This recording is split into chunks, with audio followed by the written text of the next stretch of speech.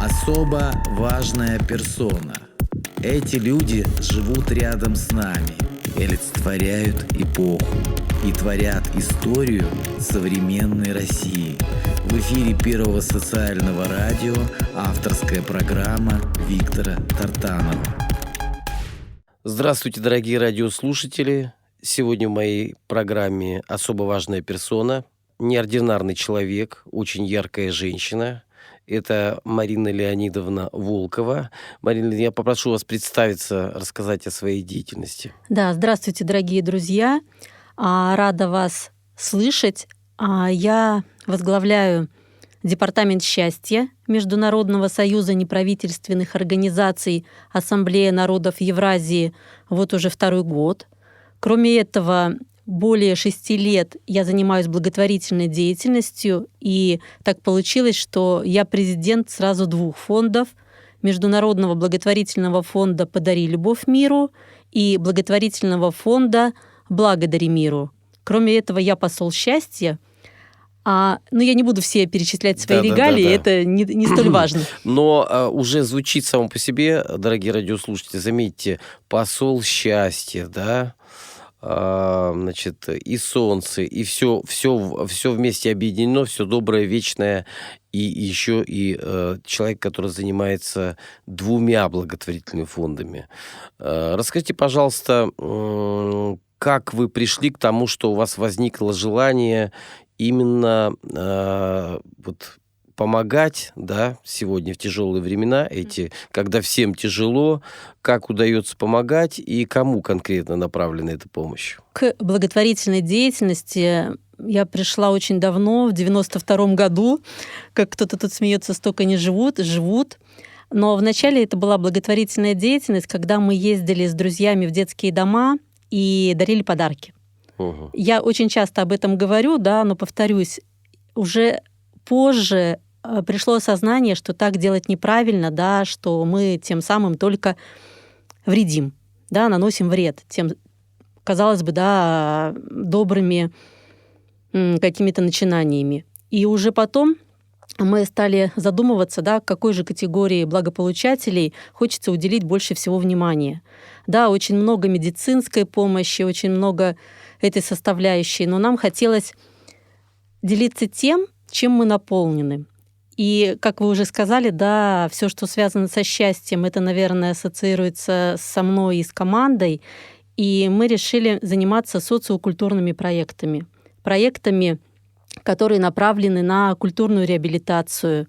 Кто-то из наших подопечных, уже не помню кто, но сказал, что все проекты — это реабилитация счастьем.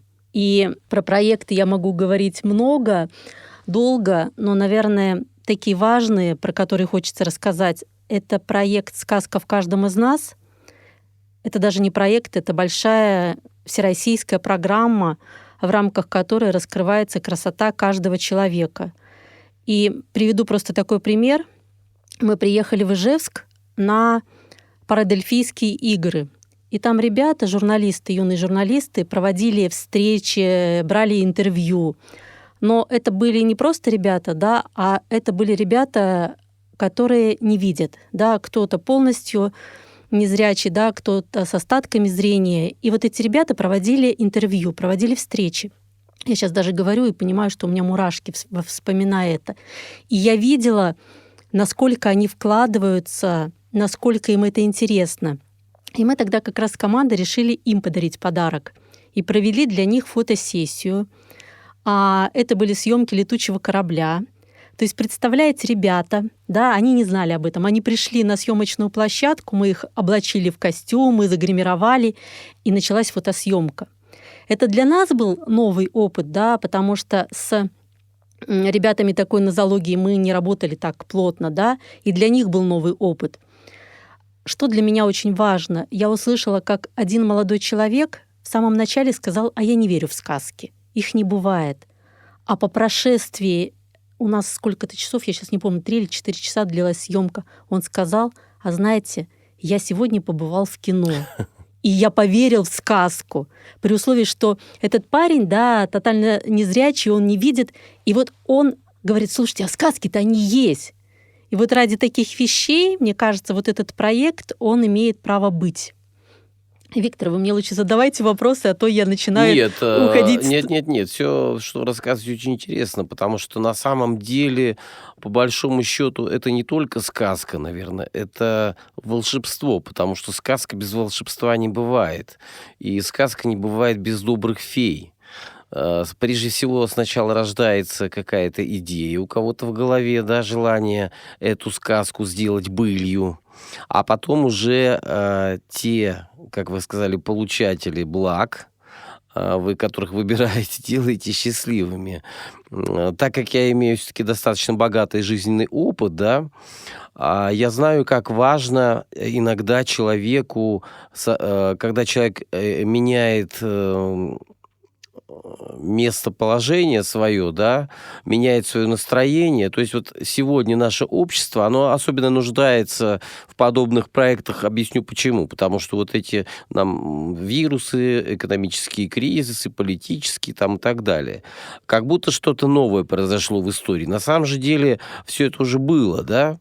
Только факт в том, что каким образом выводить тех, кому труднее всего. Ведь есть такие социальные группы, да, населения, которые, если запугать вот с помощью СМИ, с помощью новостей там и так далее, всякими страшилками, они подумают, что уже конец света наступил, по большому счету.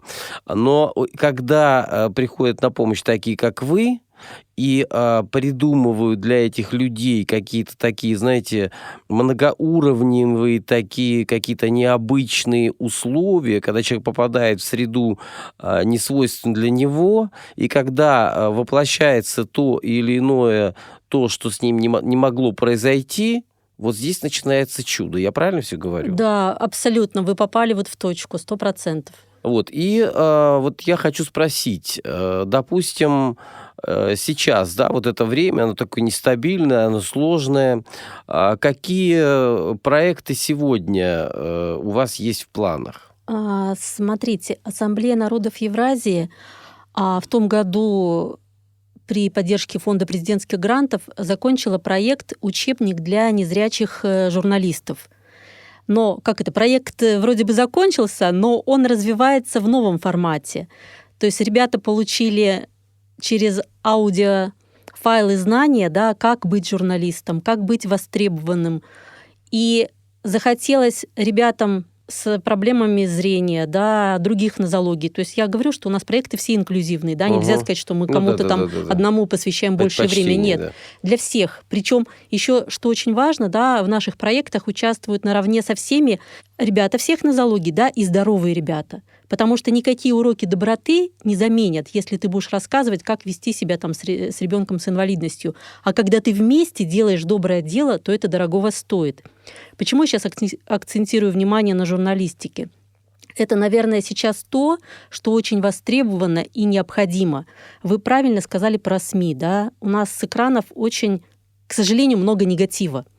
И мы подумали, как же мы с ребятами можем повернуть это на 180 градусов, что мы можем сделать. И ребята, понятно, под руководством наставников, да, пройдя школу обучения журналистики, стали писать статьи. Статьи о счастье, статьи истории людей, о том, что такое рецепты счастья, да, экономика счастья. И когда возник вопрос, а что же дальше с этими статьями делать? Нам же хочется, чтобы нас услышали. И мы стали вот уже 2-й год издавать журнал «Агрегатор счастья». То есть это, знаете, такой собиратель счастливых историй. И ребята, юные журналисты под руководством наставников в этом журнале пишут. Совсем недавно, да, у нас было интервью с генералом, было интервью с заместителем Россотрудничества Дмитрием Поликановым. То есть, если я сейчас начну перечислять весь список имен, да, это займет весь эфир. Лучше зайти на страницы журнала и почитать. Назовите, пожалуйста, может, какие-то есть интернет-ресурсы, где да, пожалуйста, очень просто набираем агрегатор счастья.рф, и этот журнал есть.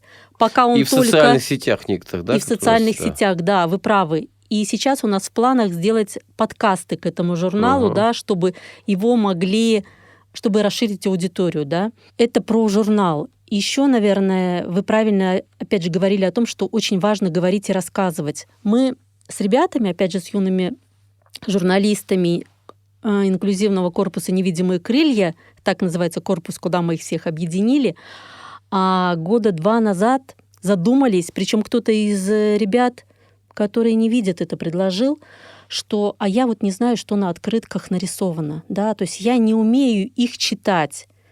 И, знаете, мы задумались, а как же так? Вот мы все там постим в соцсети, да, разные открыточки, а как сделать так, чтобы то, что нарисовано на открытке, увидели все? И придумали проект, когда мы включаем тифлокомментирование, то есть рассказываем, что на открытке нарисовано. И вот это тоже возымело такой успех, то есть подключились ребята со всей России. Вот, наверное, это важно, особенно сейчас, потому что мы должны делиться тем, что видят все, да, делиться теми знаниями, тем счастьем, делиться с каждым во всем мире. И знаете, вот вы правильно сказали про волшебство и спросили, какие проекты сейчас еще идут, да? Я хочу буквально кратко остановиться на одном из любимых проектов «Счастье летать». Это неботерапия. Это проект, в рамках которого абсолютно все, без ограничений, вот могу это смело сказать, прыгают с парашютом, летают на дельталете, летают в аэротрубе. А с этого года проект при поддержке фонда президентских грантов еще будет обучать людей с инвалидностью самим управлять летательным аппаратом. Да, то есть будут учиться летать на дельталете. И когда тоже спрашивают меня, руководители этого проекта, Волкова Алексея, да, что здесь, наверное, все-таки есть ограничения, я всегда говорю нет. Понятно, что по здоровью мы смотрим, да, но приведу такой пример. 2 года назад мы прыгали в Крыму, и у нас получилось, что приехала группа ребят «Белая трость», и прыгали ребята, которые не видят. И они потом делились сами своими эмоциями, говорят, там, я поехал, мне все говорят, ты что, с ума сошел? Ну, это еще мягко сказано. Да, ты же не видишь, зачем ты будешь прыгать с парашютом? Он говорит, слушайте, я вот забыл спросить вас. Я хочу получить эту эмоцию. Ну, ощущение полета. Ощущение полета. И знаете, Виктор, когда потом рассказывали ребята, я видел небо, оно вот такого цвета, оно мокрое на вкус. То есть была своя передача. И вот ради таких моментов, мне кажется, вот эти все проекты, они должны развиваться и должны множиться. Потому что каждый начинает из участников верить в себя, то есть расширять свои границы и понимает, что он может много чего достичь. Марина Леонидовна, еще такой вот вопрос. Мы говорим с вами о счастье, да? Если разложить счастье на несколько составляющих, да? Вот есть такая расхожая фраза «счастье у каждого свое». Мне кажется, это не совсем так. Счастье включает в себя, во-первых, ощущение того, что тебя любят, ощущение того, что ты кого-то любишь, ощущение того, что ты кому-то приносишь пользу, ощущение того, что ты находишься в социуме, и ты являешься какой-то вот такой частью какой-то общности, да, и обязательно какая-то внутренняя душевная гармония, и плюс вот как раз те ощущения, которым, наверное, нас не хватает в реальной жизни, да, ощущения вот это, как вы сказали, сказки и волшебства. Мне кажется, я вот не назвал бы всех людей здоровыми, говорите, здоровые. Люди условно здоровые я называю, потому что сегодня нет абсолютно здоровых людей, по моему убеждению, потому что кто-то находится в состоянии депрессии, у кого-то есть свои проблемы со здоровьем, а кто-то, может быть, из-за избытка какого-то фактора в себе, да, вот какого-то, я имею в виду, даже какого-то ресурса, которым он не делится, он тоже несчастный, потому что он беспокоится о том, как ему не потерять деньги, там, и прочие экономические вот эти, я не буду сейчас внедряться. Но вот скажите, я прав в том, что, в принципе, рецепт счастья, он какой-то, можно спорить о нем, составлять много составляющих, но, в принципе, для каждого человека он един. Знаете, Виктор, вот хочется прямо ваше интервью, да, потом переложить на бумагу и в журнал, поделиться этим рецептом счастья. Вы абсолютно правы. да, вы назвали ключевой, да, с частью, что такое счастье, да, и эти части перечислили. И я согласна, сегодня много раз это слово говорю, с тем, что счастье, оно едино. Надо просто правильно понять, что оно не где-то там, за горизонтом, да, и вот я там, не знаю, себе куплю новую машину, я буду счастлив. Нет, вы правильно сказали, счастье, оно внутри вас. И назвали вот эти важные вещи. И здесь не важно человек, да, какой он на сегодня. Ему нужно просто обратиться внутрь себя. И еще очень важно, чтобы счастье это не было таким вот эйфория сейчас, здесь и сейчас. Счастье это нечто такое, что должно быть постоянным, спокойным, и это уверенность в какой-то смысле в завтрашнем дне. Здесь и сейчас я счастлив. И я знаю, что, в принципе, у меня есть какое-то сообщество какое-то, да, в котором мы завтра снова соберемся вместе, и нам будет хорошо. То ли это будет чаепитие, то ли это будет полет, то ли это будет поход в горы, то ли мы будем купаться в море, то ли будем плавать на корабле. Все что угодно, мы будем вместе счастливы. Вы знаете, вот те идеи, которые вы несете, добра, они, в принципе, вечные.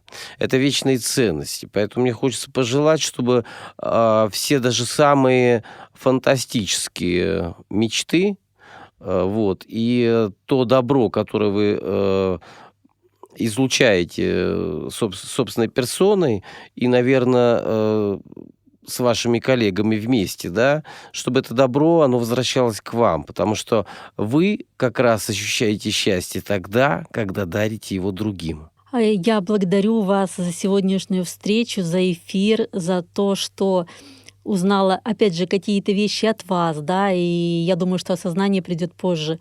И хочу всех наших участников, да, нашего эфира пригласить к нам в проекты, да, то есть можно полетать, можно принять участие в сказке. Давайте еще раз назовем этот замечательный сайт, где можно все почитать и где можно, наверное, написать, да, куда-то. Да, конечно, там есть все координаты, запомнить очень просто, агрегатор счастья.рф. Как замечательно называется. А я хочу только напомнить, дорогие друзья, что сегодняшняя гостья — это, не побоюсь этого слова, солнечный генератор счастья и генератор добра, добрых, светлых идей. Это Марина Леонидовна Волкова. Марина Леонидовна, мы живем с вами здесь и сейчас, и хорошо тогда, когда люди, пообщавшись, понимают, что они могут обменяться доброй энергией, что у нас с вами, по-моему, и получилось. Спасибо за то, что пришли. Благодарю за эфир. До свидания. До свидания.